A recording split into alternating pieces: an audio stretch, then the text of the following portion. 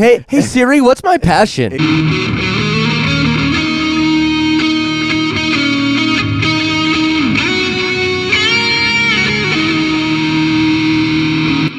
Dragging my hind legs a 10-year-old Labrador retriever. Wow. Okay. Side note, this is the one I want to talk about. But did you guys read that book Shiloh? I did not. No, back in school. I secondhand read every book in school ever. I think like the hook of that book was that the father like shot the dog or something like that, and that's what I was. I'm not reading that book. That's unfortunate. It is what it is. So we should probably intro like, hi, this is the Life Podcast. I'm Benji. This is Eric. What's up? And Tyler. Yo. Wonderful. And we're here and we talk about random things. The random starting topic for today that I thought of. Have you heard about this Area 51 thing? Oh, it's so stupid. If you went and rushed Area 51, you would be I don't care how many people go and they can't stop us out. I'm pretty sure they can. Yeah, so I'm sure anybody could. They could. Yeah. So for all of you who don't know what's going on, there was this little Facebook joke that started, and it's now gaining speed. And it was the concept of like, oh, let's all storm Area 51. For all of you who don't know what Area 51, it's an Air Force base out in the middle of the desert. And they were like, oh, let's all storm Area 51. They can't stop all of us.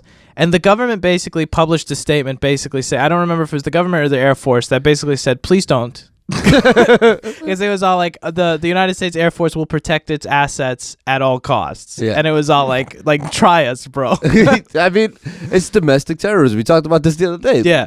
Off mic. It was me and Benji having this conversation about the Area 51 thing, and it was like, yeah, that's domestic terrorism. They're gonna stop you. Mm-hmm. Listen, they have chain guns Yeah. on the base that are 3 million rounds a minute. 3 million rounds a minute. The big, like the ones that they use on ships. Yes. It's crazy. Jeez. It's crazy.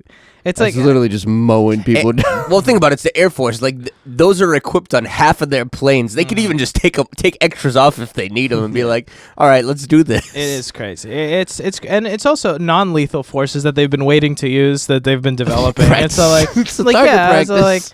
Somebody pointed out a really cool thing. They were like, "Oh, they're just gonna get to use all of their non-lethal forces, like all like the audible stuff and all of the lights and stuff like that." Oh yeah, there's gonna be like hundreds of thousands of people dropping off us like some kind of seizure or whatever. Like, Oh man, I'm not going. And it's also just to finish up this topic. They also said if they block off the right roads, this was like non-military people. They were like, if they block off the right roads, it's a 50-mile walk from the closest road to the base. It's like nobody's gonna make it 50 miles in the desert. And like, good luck. yeah, no, this Yeah. this is just not gonna go. It's not gonna end well. It's not gonna end well. So fair enough. Let's see what happens on September 20th. It's either gonna be September really 20th, anticlimactic or very interesting. I don't know. It's gonna be like 4 people that shows up. Like, what? This is it? I'm pretty sure I'm gonna forget. Actually, I saw a meme. How did it go? It was basically like, 150,000 people are gonna go and show up at Area 51. Anybody in a local bar band knows it's gonna be like 12 people, and most people are gonna be your relatives. Oh, yeah. Like, that's it. There was like this thing that it's like it's gonna be mostly like camera crews who got sent out there just in case if something happens, and it's like Yeah. all of the camera crews and nobody's actually gonna show up. Just. It's gonna end so badly. I mean, you're 50 miles in the desert. Do you really think unless you have camera crews, like you're not gonna catch any service. No one's gonna live stream this. You're not gonna be able to Facebook any of it. Any of it. Think about it. If it's not on social media, did it really happen? Yeah, it's true. It's true, and it's also like, what's the point at this point? Like, as much rep as Area 51 has, if the United States government had anything there, it's long gone now. Yeah, right. Like, you really think they're stupid? Like, yeah, well, they'll just keep it here. They won't get it. yeah. It's probably in the middle of some cornfield in Kansas. It's like thousands of acres. The U.S. has like a bunker underneath it, and it's all like that's where everything is. Yeah. Anywho, anybody else got any other old man gripes? I don't know if that was a gripe, but I don't have a gripe. These kids going and throwing themselves at military bases. Back in my day. We respected the military. Yes. It's the Air Force, actually. Oh, right. Oh, no, I don't think I can say that on air. That would be a joke for off the air. Oh, okay. We love our armed forces. Thank you so much for serving. I think the Air Force is actually kind of cool. You would. We had that talk about Yeah. camping. It's like, I cannot give up any of my physical insurance. No thanks, guys. That's not like, You are Air Force material. absolutely. I would love to, but no. I have I can't fly private jets or jets in general because of you have to have 20/20 vision. Okay. Yeah, you can't have any corrective lenses or anything like that. So Really? Yep. Like any jet at all? Yeah. Well, privately. Like I can fly private planes. Oh, okay. Like All that's right. fine. It's just I can't be a commercial pilot and you can't be a jet pilot. Oh, Yeah. well, that makes sense. I wouldn't want my commercial pilot to have contacts on. Fair enough. Contact. Does anyone have any real topics to discuss?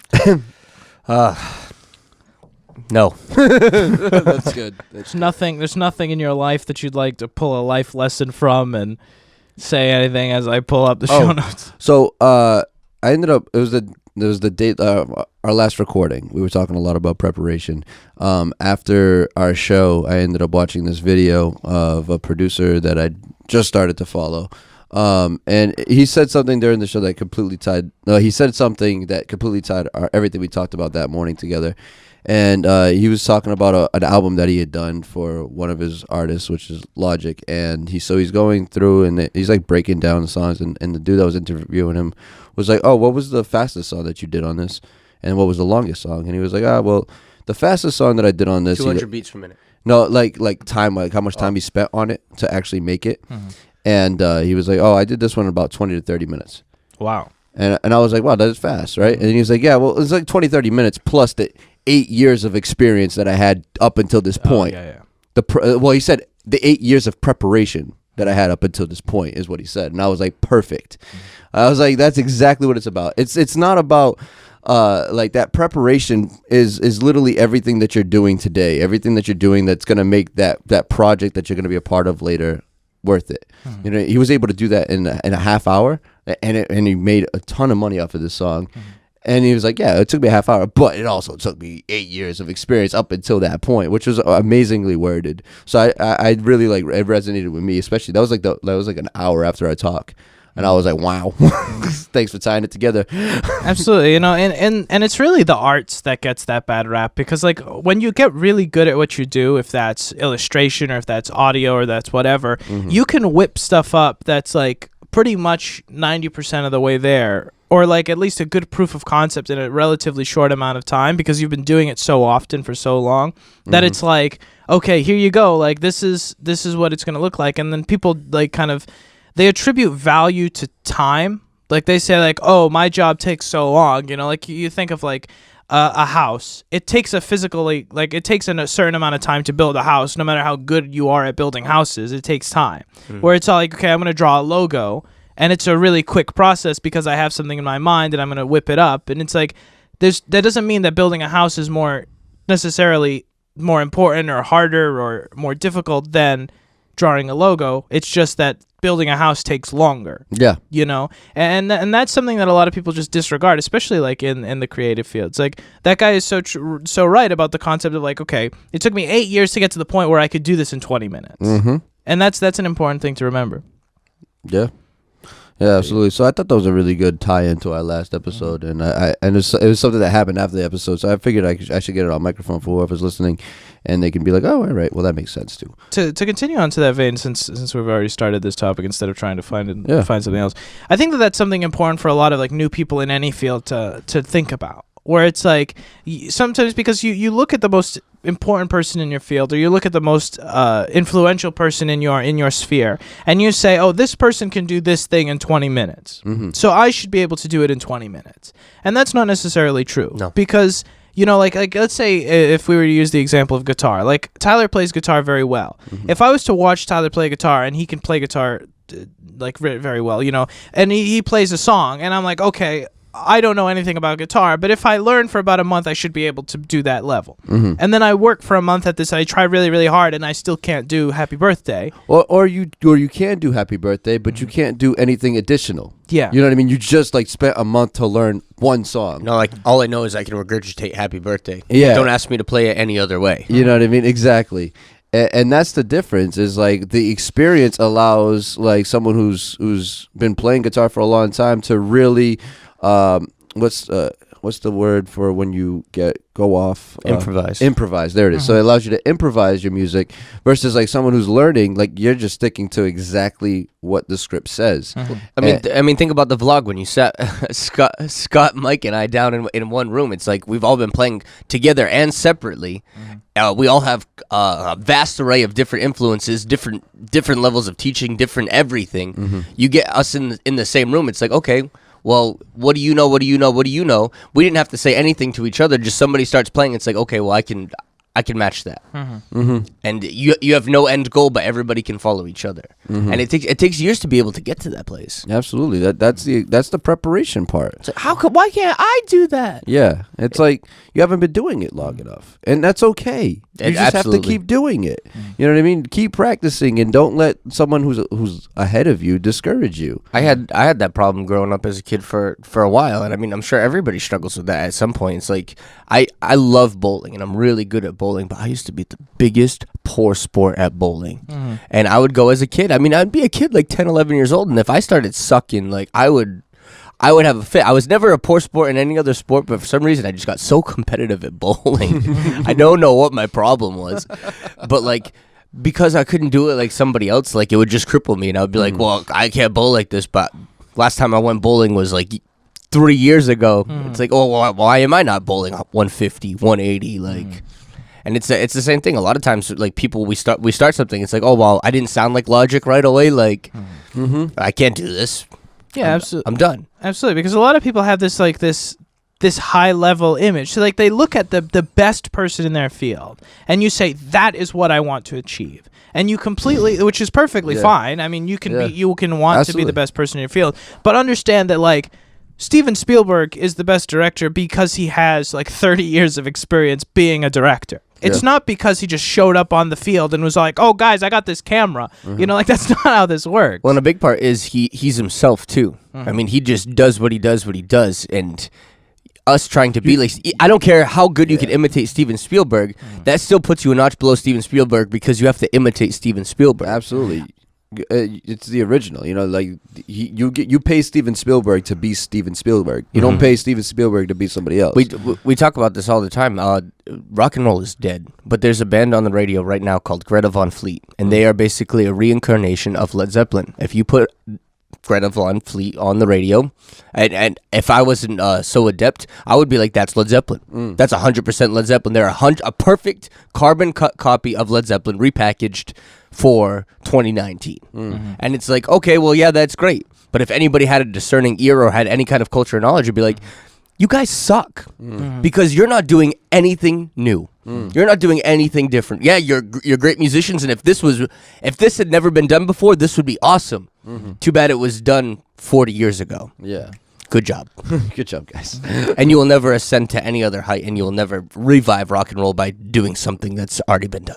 Absolutely. Yeah. And a lot of people think that that's the only way that things can be done. You know, and it's like we talk about this concept with like with Kubrick, where it's all like the only reason why Kubrick was a great director was because he went outside of the box. You know, the concept that it's like if you say Spielberg and Kubrick are directors, you know, and you say like I want to be Spielberg, and you do everything that Spielberg does, you're not going to make anything groundbreaking. Nope. And that's what made Spielberg was the idea that he was groundbreaking. Yeah. And it's like we get stuck in this concept of like, oh, I want to be a great guitar player or I want to be a great artist, but I only draw or I only play in the way that this person plays. You see it all the time. People pick it up, and people love blues. They love to hear blues, but blues is blues is blues is blues is blues. And everybody's been doing it since it was invented. And it's like, wow, it's really flashy and to the undiscerning ear. Oh yeah, that's great. But it's like you're not going to change anything by playing blues.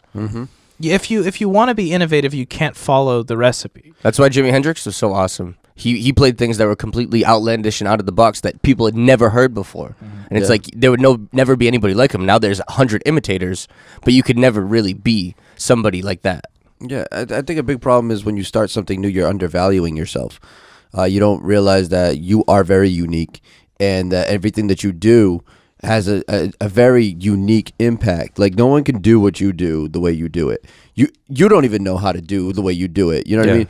But until you start to like become yourself, and this is a long step process to actually get to a point where you're hitting on all cylinders as yourself. But you can't imitate other people. You can take influence from other people. I'm a big believer in that. Like your influences will come from other people, and that is what kind of makes a giant mixing pot in your world that becomes who you are. As far as like, and we're talking very specifically about creativity here, but there it is.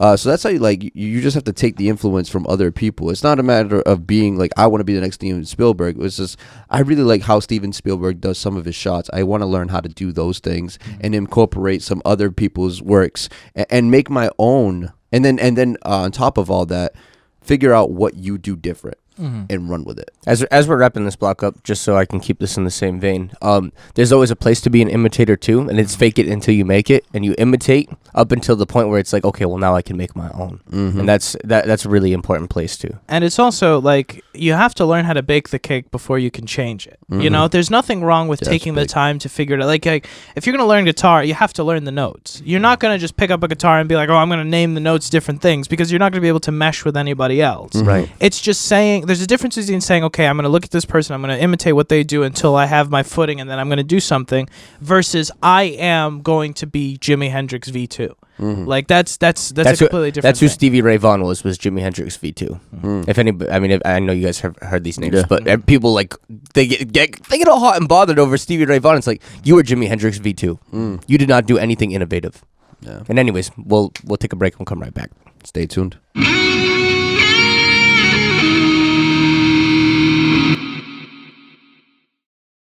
We would like to thank Anchor for sponsoring and hosting the Life podcast. So who are Anchor and what do they do? Anchor is the all-in-one platform that gives you everything you need to make and publish your podcast. And best of all, it's all free. Anchor allows you to use their creative tools to record and edit your podcast. No need for any fancy professional equipment. Sounds amazing, right? And we haven't even gotten to the best part. Anchor isn't just a recording and editing platform. They're a publisher too.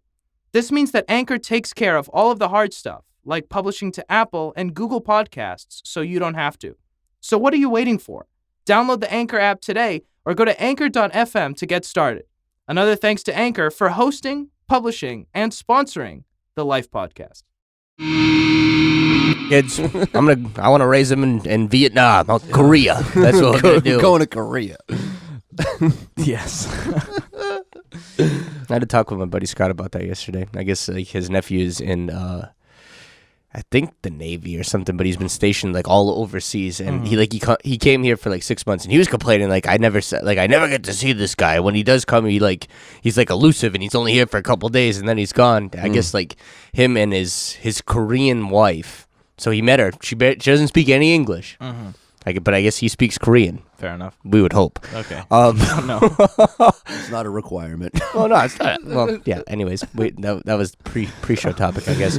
Yeah. He was saying like, oh yeah, I guess she's pregnant. We're gonna have some kids. We're just gonna raise them in Korea. Like that's what I want to do. That's like, probably not ideal. But and Scott was like, well, this guy just bought like a house. He bought all kinds of stuff here. He's like, yep. Well, we're just gonna leave it behind. We're going to Korea. Like, Fair enough. I want my kids to grow up in Korea. Okay.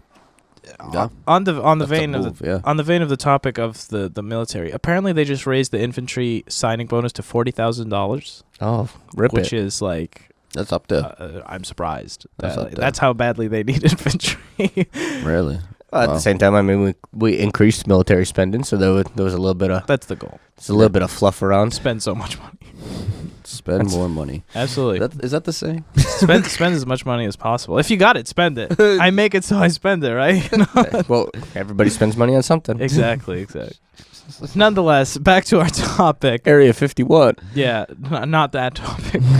We were talking about oh, never mind. Sorry. We were talking about the concept of imitation and things of that nature. And off the air, we were talking about the concept of like fake watches, because that's a really good example for all of this, where it's like you buy a fake Rolex, and anybody who doesn't know what a Rolex is notices it for a couple seconds and then just disregards it because Like, it's just a you watch. got a Rolex, right? Yeah, it's like nobody cares. Anybody who doesn't care, so they can't tell. And anybody who cares can tell that it's fake. Mm-hmm. So really, you only do it for the people who don't care. Mm-hmm. You know, and it's the same thing with performing, or it's the same thing Mhm. with creating something, where it's all like, if you make a song, like you write a song, or you play guitar, and you play very poorly, and it's like, oh, okay, how do I play this song? I play this song, and it's like, oh, all of the people who don't know how to play assume that you're doing fairly well. Well, I sent a meme to my buddy Scott actually yesterday or the day before, and it was the top line. It was this dude with long hair, like the stick figures, and he's like shredding this guitar, and he's like,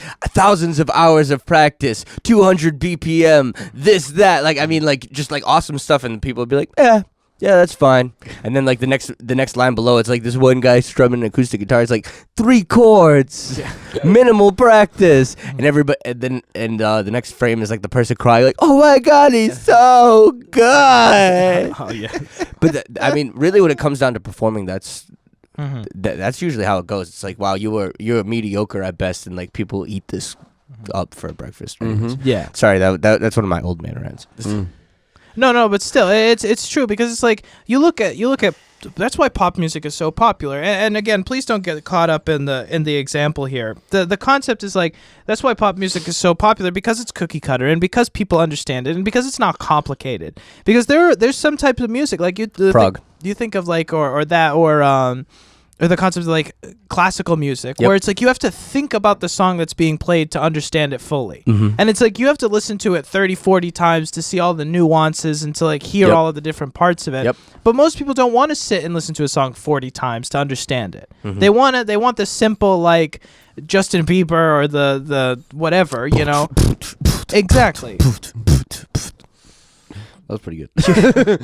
But no, but that's I'm gonna sample that Eric's later. like, yeah, I'm gonna Yeah. sample that We're gonna- line. We're gonna make a podcast show, like a song, That's gonna be the all samples of things we've done. Good night, Cleveland. You know, like we'll figure that one out. No, but honestly, that was really educated. That was really legit. yeah, Like what thank you just said. Yeah, absolutely. Especially, I mean, like not being a musician and Yeah, being yeah. able to understand that concept. That's huge. I was kind of talking with Eric, and I was showing him like progressive music. I mentioned prog. Progressive music is something, man. Progressive rock is ridiculous. In terms of whatever rules you think you know, take them and throw them out the window. Time changes and key signature changes. I mean, everywhere. Yeah. And this guy I've really been listening to, Neil Morse. You can see throughout his albums, most of the time they're concepts. I mean, I would say how many albums does he have? He has like 20 albums, and I would say like 15 of them are full concept albums. So that means that the whole album nuances itself, and it's very self-referential. And you have to listen to these albums 10, 11, 12, 13 times to be like, oh, that's that intro riff to that song, but played in a different key and different feel way later, and like every song will take pieces and just reconstruct them into a different place. And usually what they'll do is they'll open the song with something called an overture, and you'll get like the main themes of the album in the overture song, and it'll be like a 15-minute just instrumental of just a hodgepodge of everything mashed together. And then it's like, okay, and then the fun part is going throughout the CD and seeing how many times they reconstruct and recut and paste all those other little pieces. And that's really profound about that. But people don't like it because it's very intelligent. It's very mentally stimulating, almost to the point of overwhelming. Yeah, absolutely. And you have to remember that like not everything is for everyone. The amount of times I've like been a part of a song and like I personally love the song, like I love it. And that's the thing about music is it's very subjective. And then like I play it, and then like 8 out of 10 people are like I love it, but there's always those 2 people that are like, Haters gonna hate. It's like, and then just don't hear it the same way. They don't understand. I appreciate it because of the way it got laid out, the composition of it. It's very different and very unique. But the 2 people that didn't like it were like, they don't understand composition anyways. So it's like, this doesn't speak to them. All they Right. hear is the sounds. It's like, this sound doesn't feel right. You know what I mean? To me. And it's just like, you have to respect that like not everyone is going to know everything. Well, it's that discerning ear too, and that's that huge thing. I mean, we're just staying in the vein of music, but that translates to a ton of stuff. There are things that, as I've grown as an artist, that I appreciate musically more now than before. I'd be like, oh, I didn't really like that, but now because I understand the technique and whatever they're doing behind it, it's like, wow, I really like that. Or it's the same as like cars. People be like, well, why am I gonna spend $40,000 on a I don't know, like a sport model of something when I could just get the base model and it'll be just as good. I mean, it runs and drives it gets me to the place I need to go, but it's like you miss the nuance of the experience. Absolutely, and that's the theory of it, and that's the important part, that not everybody cares for the theory. You think music theory or math theory or physics theory, you talk about these theories where that's the core concept. You have a theory for everything. You can be a baker. Like, let's say you make bread for a living. I studied bread theory. Yeah. There are people who study bread theory. They study chemistry. They study the concept of what it is to make new bread. My middle name's Popsick. Oh, yeah, absolutely. So, like, that concept is very important, where it's like, if you're studying the theory, you appreciate the nuance. But not everybody's going to study the theory. And it's like no understanding that and making the product for the masses without them having to understand the core concept of how it works is very important. Oh, we talk about like the cooking show and stuff too. It's that discerning taste too. Is like when you are if you've been eating bologna sandwiches your entire life, you're so accustomed, you hunger for what you feed on. You're so accustomed to bologna sandwiches that sometimes if somebody comes and gives you a nice like pregnant pain, you'd be like, what is this? This isn't a bologna sandwich. Like my palate isn't adjusted to this. When we all know that pregnant pain is like a Portuguese steak sandwich. Portuguese steak, yeah.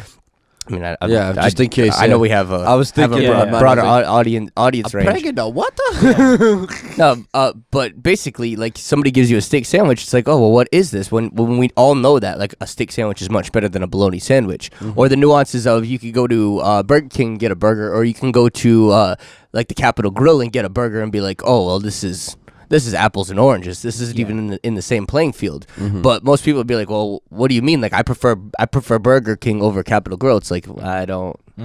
Yeah. I don't want to bash nobody on No, it. absolutely. It's not that, and it's something that's important to realize that there's different people for different things, and you have to understand that like there is going to be a market share at the bottom and there's going to be a market share at the top, and understanding that the theory is the same. You use the example of the burgers. There are thousands of burgers at thousands of price points, from $1 to $50, $100 for a burger, and it's just like, is the value there for everybody? No, because there's going to be most people are not going to spend $100 on a hamburger, and some people will refuse to spend less than $20 on a hamburger. Well, I was watching this burger show yesterday, and they were in New York, and they basically got like this legendary street burger that's like $2, and I mean it was fantastic. And then they went to this like awesome high-end steakhouse, and they got this other burger, and it was at a completely different level, but they were both equally as good. One was super more complex, and the other one was super simple, but it was still like, wow, this is really good. And they just contrasted and compared what they were all about. Going back to what we talked about, I don't even know how many episodes ago, but like simplicity does a lot. So simplicity goes a long way. People pay for simplicity. People pay for things to be more simplified, and that goes down to, I think, to everything. It comes down to music. It comes down to food. The mass majority of people will buy the most simple thing because they can understand it. No one wants to spend money on something that they don't understand. That's being a longtime Android user and then finally coming over to iPhone. I think that's the biggest thing that I like about an iPhone is the simplicity. It's like I don't need to be able to get into like the boot up menus and being able to completely reconfigure all the software on the phone. It's like, nah, this thing just simply works really good. Yeah, absolutely. Yeah, go ahead. No, and it's important to realize that sometimes these things are commentaries on themselves, and I think I love commentary pieces. I've said this a lot. I think that they're fun and they make you think. That's why I like modern art. The concept that like it's like this. So sometimes they do this with food or with movies, and it's like this is a commentary on the piece itself. So it's all like, we're going to take food and we're going to take something so simple and we're going to deconstruct it and make it into something else. I want a hamburger mousse. Exactly. Like people do stuff like that, and it's like the commentary is the theory itself. And I think a lot of people get lost in it, and that's why a lot of people make fun of modern art and they make fun of these fancy restaurants, and they're like, why would I spend $70 on a little cube of bread? And it's like, because the commentary that's there, and a lot of people are like, oh, that's so dumb, like why would you just buy a hamburger? And and you miss the point. Right. Well, if you have a discerning palate too, you'll be able to understand the nuances and really appreciate it, rather than like, I just want the cheeseburger. Yeah. Because I mean, a cheeseburger is a cheeseburger. There is something different about the expensive cheeseburger than the lower. Either where the ingredients come from. There's some places that pull the ingredients from all across the world fresh. I mean, think about And they put their food like together. for like Five Guys. Yeah, and it's like you're paying more because it takes more money for that product to actually come together. But if you don't understand or appreciate the fact that every piece of your burger came from a different part of the world, that means nothing to you. You'll just spend your money at Burger King instead. But if it's like, I want a little bit, like, I appreciate that, like, everyone has their moments of appreciate. Like, I would appreciate the burger. That'd be pretty good. But like, there are things in life that I wouldn't really appreciate and I wouldn't spend the extra money for, you know, and that's just what it is. Like, there's a customer for everybody. And just understanding that everyone, that there's always a higher end of something, you know what I mean? There's like Reggie was saying, there's a market level to this, where there's the low end entry level, and then there's the high end where I'm going to spend everything I have on it, and it changes. Like the lower, it's like the lower in the market, the more people that are there, and the higher is a much smaller niche of people in that market. I was watching Gary Vaynerchuk, and I want to go back. I want to go back to talking about cooking in a second, but he was talking about, I guess he's like a side wine specialist or whatever, and he was like, you know what, the most bargain thing is the price gap between a $9.99 wine and like a $15 wine is the place that you don't skimp at, and like your best deals and your best wines you can find for about like $15 to $17 sometimes, depending if you know where it comes from. And he said Portugal is actually like the best budget ringer for wine. Not that You got a lot of grapes. wine or anything. Yeah, but he's like the same wine that you would get from like Monaco or something would be like $54.99. It's like you can get the same thing that came out of Portugal for like $17.99. But he was saying the price gap here between $9.99 and like $17.99 is way more important than the $17.99 wine to like the $50 bottle of wine. Absolutely. And first demo episode of the cooking show, that was the premise. I made a peanut butter and jelly sandwich, and if you haven't checked out the cooking show, you can go over to the studio's YouTube and go and check out the demos for the cooking show. And don't forget to subscribe. And smash that like button, bruh. Anyways, so I was talking about it, and the difference between like just a whatever so-and-so peanut butter and jelly sandwich that you ate as a kid versus something that brings it to the next level. It's the quality and simplicity of the ingredients. You go to the bakery, instead of buying a bread that's full of preservatives, you go and you buy the fresh baked bread from the bakery that's been made right there in-house, been sitting on the shelf for a day rather than something that's been out for 2 weeks. Things like quality and jams, if you went to like a farm stand or something and you bought like a homemade jam versus mass-produced Smuckers or whatever. I mean, there's a place for Smuckers, and if people like it, I mean, I don't dislike Smuckers or anything, but there's a place for it. You can elevate that by getting something that's been handcrafted, something with a little bit more effort, locally sourced. I mean, things of that nature. I really don't have to go into that any deeper. Yeah, and it's important to realize that these we've been using a lot of examples, but the concept is still the same. Where we're using a monetary custom, where it's like money, the dollar amount. But it's really the core concept here is there's going to be a theory behind something. Behind everything, there's a theory. And understanding that theory to a greater extent is going to cost something, either time or effort or money or whatever. Where it's like, I can watch a movie and my understanding of the theory has to be very minimal. I understand what a movie is, and that's pretty much it. Now, if I want to delve deeper into that concept, I have to learn the theory more. And it's basically saying that if you want to excel in whatever field you want to excel in, if you want to be a chef, if you want to be a director, if you want to be an audio mixer, you have to understand the theory itself. Well, that type of discernment and understanding the theory comes from knowledge. Yeah. You talk about it if you go to film school or anything, or if you do any I couldn't watch movies for years.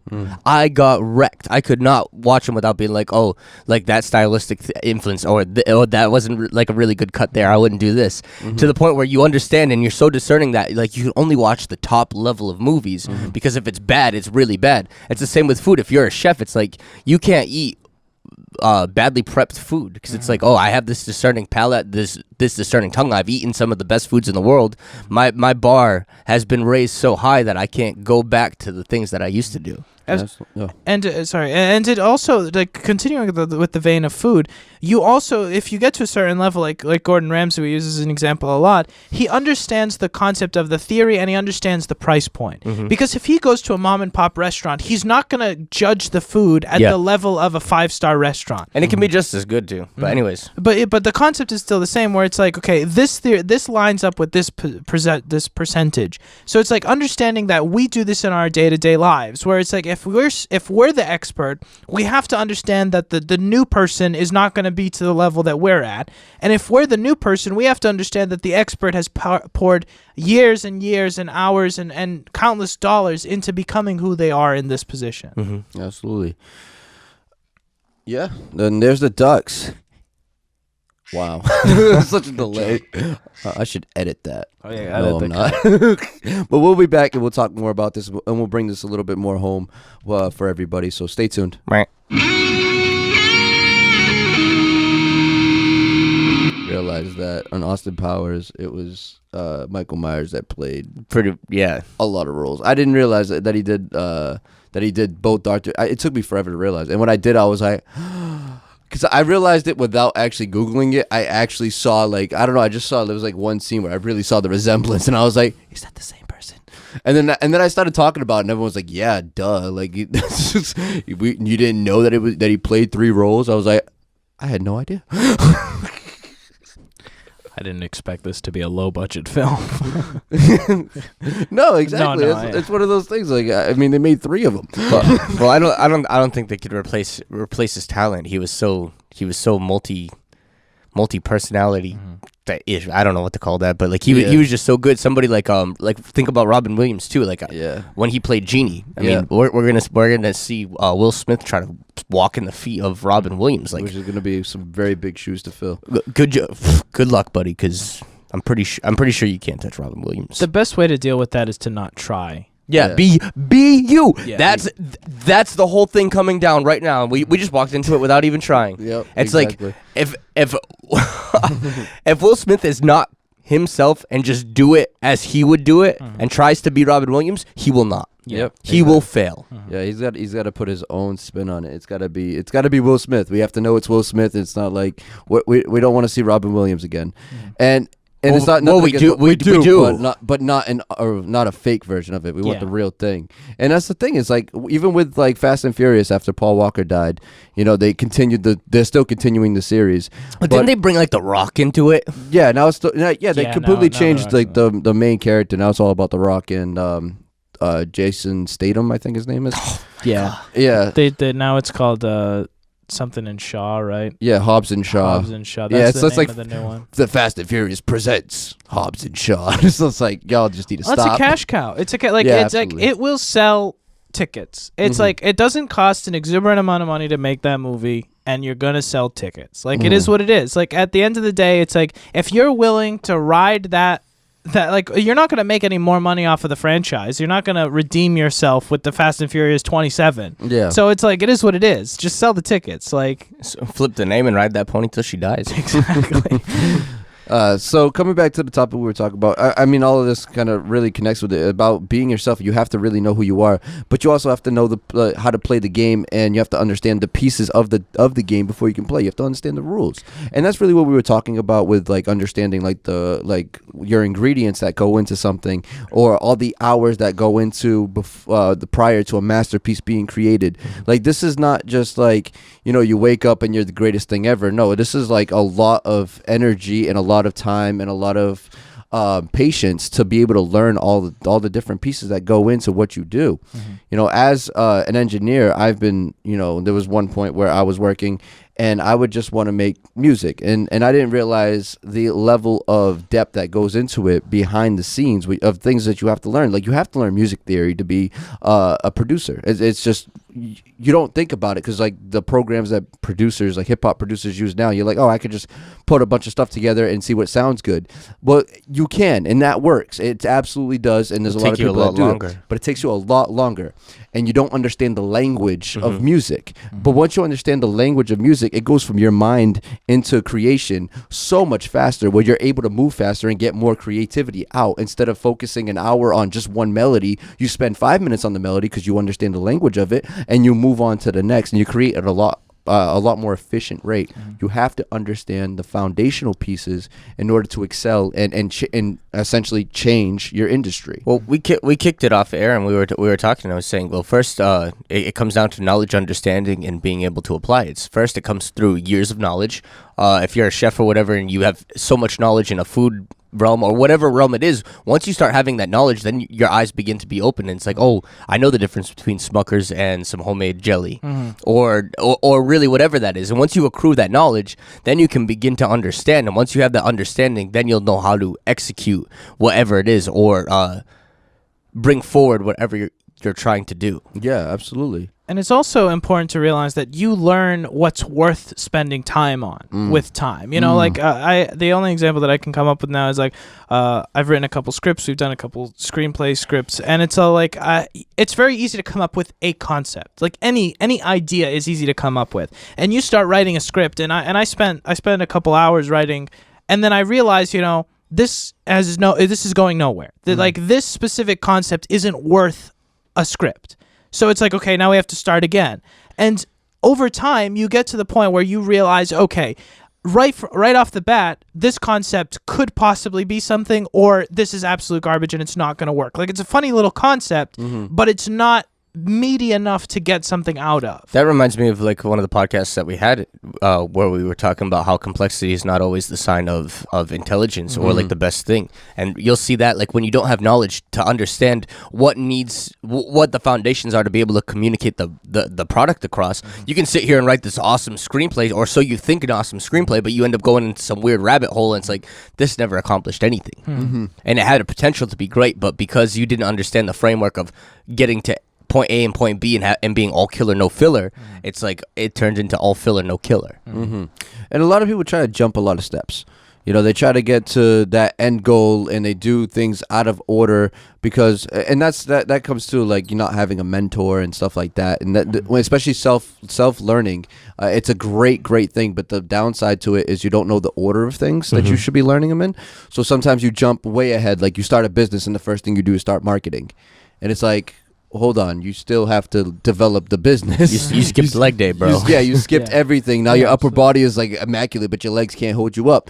And you know, and that's a very important concept to remember, because like it's very easy to jump ahead of yourself. It's very easy to want to do the things you're excited about. It's very easy to want to just like, you know, hop on and you start learning piano and you just start on a song that's just way ahead of your level, but you really love the song and you can learn that song. You really can. If you spend a month and you put it, you'll be able to play that song. But you miss so many very, very important foundational pieces that you skipped over, like how to, you know, work on your left hand and how to know how to play at volume and all this other very important stuff that adds to your playing skills. But you skip so much, so it's like, a lot of those things that you're saying are nuanced too, where the undiscerning ear wouldn't understand, like, and they won't be able to really hear the difference between your key hits or the pressure sensitivity, or you're saying playing at volume. That's a really big thing too.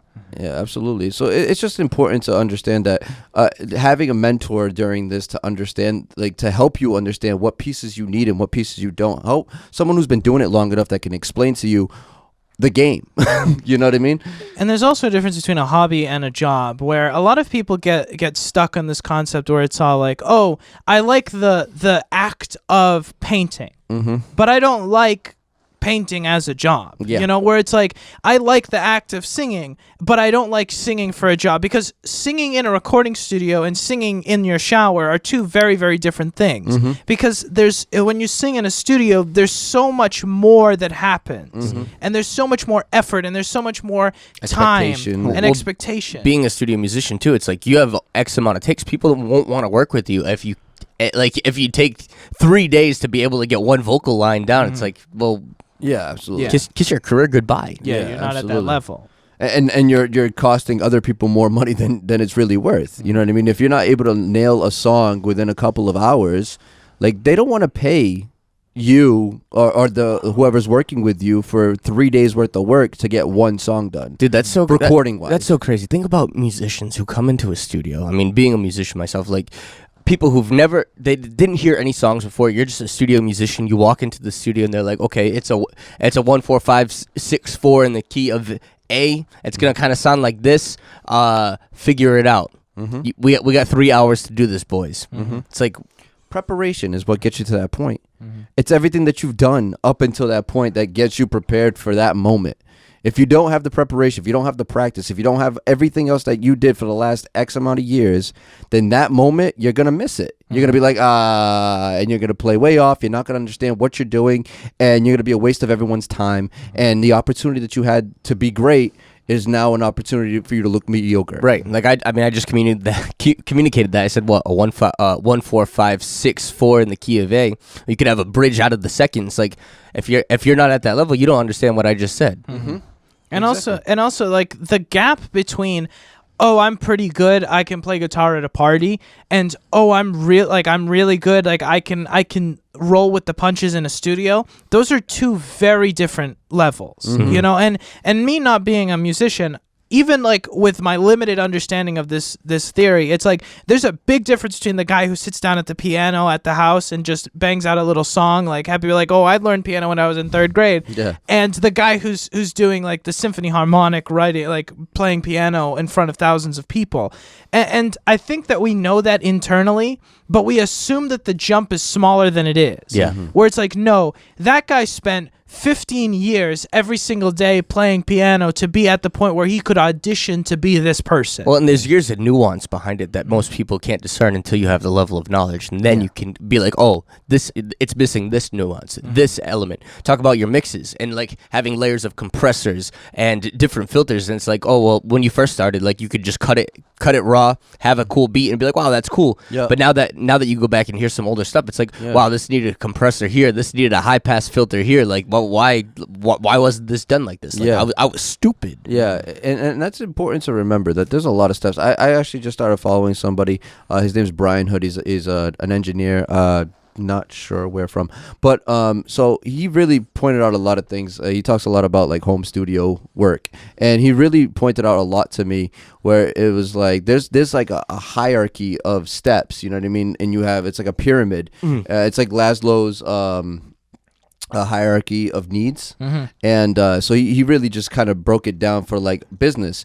And it's like you have your foundational level 1, like you can't go to level 2 until level 1 is complete, and then level 2 you don't go to level 3 until level 2 and 1 are complete, and until you get to the top. And the top is like, you know, that's where you profit, that's where you maximize.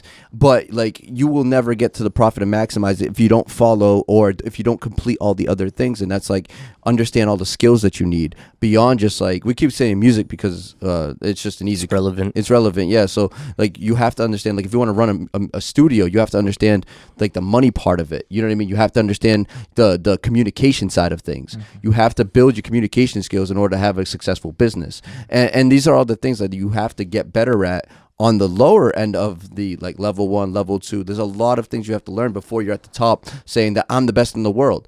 Like you don't get there by just playing an amazing symphony. No, you have a lot of things that come together that before that point of your shining. All right. Anybody got any closers before we? It's important to realize that it's better to be really good at something than appear to be good at something. Yeah. It's like as long as I know I am good at this, let's say screenplays, I'm good at writing screenplays. I don't care if I look like I'm good at writing screenplays. If I'm good at recording music, I don't care if it looks like I'm good at recording music. It's I know that I do this correctly. And that's the thing that sets professionals apart, is that Gordon Ramsay doesn't doubt his ability to make a steak. Boom. Well, I think that's a big thing too, where a lot of people like I guess I'll get personal with it. I hope everybody can appreciate that. If I go into a room and somebody's like, oh, you play guitar? Like, show me. Like, I can't sit down and just be like, okay, I'm going to play all these flashy riffs and just like, and show off. I cannot, from the core of my being, I cannot. I will shut down and I will say, I don't know. No, I can't do this. But it's like, the proof is in the pudding when it's actually going to to profit me to play, or it comes from the inner place of, okay, well, this is what I can do, then it shines. But if it's not that, like, it's like, okay, well, I can't put up the appearance of looking good. Just let me do my craft, and you'll see. Absolutely, that's huge. Like, I love that, because a lot of people just want to do things because it looks cool. Yeah. Right. I can tap out Crazy Train solo. Oh, can you? But like, can you sit down in a room full of musicians that you never met before and put together a song? I Probably not. I can tap out Crazy Train solo. Yeah, you guys want to play Crazy Train? Yeah. Right. But like, that's a real thing, and a lot of people just want to look cool, and you're really. It's hard to be the best at something if you're just doing it for that one reason. You have to truly love it. You have to truly have a passion for it. You're not going to learn everything about a hamburger if you just like to, if you're just eating it to fulfill your needs. Or eating bologna sandwiches. You know what I mean? It's just like, you have to really appreciate it. You have to love it. It has to be a passion. Yeah. And then that's where everything else comes in, because now it's like, you just want to learn it. You want to be an expert. You don't want to just be an expert at everything. You want to be an expert at what you love.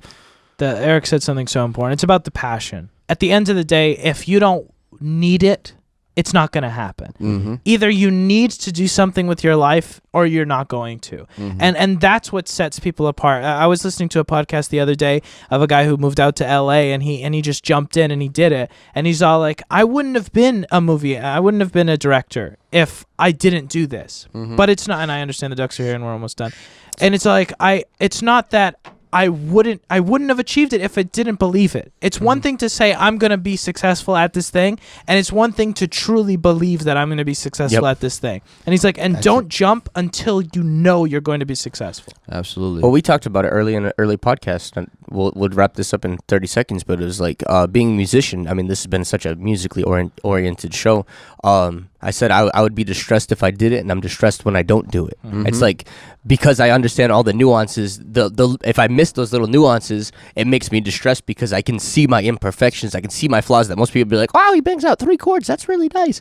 But it's like, no, that drives me crazy, so I have to excel, because I can always see the area for improvement. But at the same time, if I just said, you know what, like, I suck and I quit, there's so much passion behind it, it's like, that makes me sick because I'm not doing it. Yeah, absolutely. And don't fall into the trap of like, my passion's what pays me most. That's a very dangerous place to be when you're looking for a passion, because a lot of people, like, right now as we speak, are looking for a passion. They're like going through YouTube, like, what is it that I love to do? They probably typed that into Google. What's my passion? Yeah. And Yeah, right. Hey Siri, what's my passion? exactly. And then like, it just shows like high paying results, and then that's really a dangerous place to be, because what pays you most is not necessarily your passion. You literally have to take the money out of it. And Benji's parents gave a wonderful, like, this is episodes and episodes, I think we did it on mic, but I heard Benji say he quoted his parents, he said, take the money out of it. What would you do if every job paid the same? What would you be doing? I believe was it. And that's a really big really big concept to take hold of, because you can't make a decision because of the money. Especially you can, but you're not doing it for finding your passion. You're finding a job. All right, so let's wrap this up in one sentence. Your passion will make room for you. There's a proverb that we know that says your gift will make room for you and bring you before great men. If you pursue your passion, it will open the door to be able to be profitable. Don't pursue the profit, and be you. Don't try to be an imitator or be ingenuine, because you're you, and you can only do what you can do. So until next time, thank you.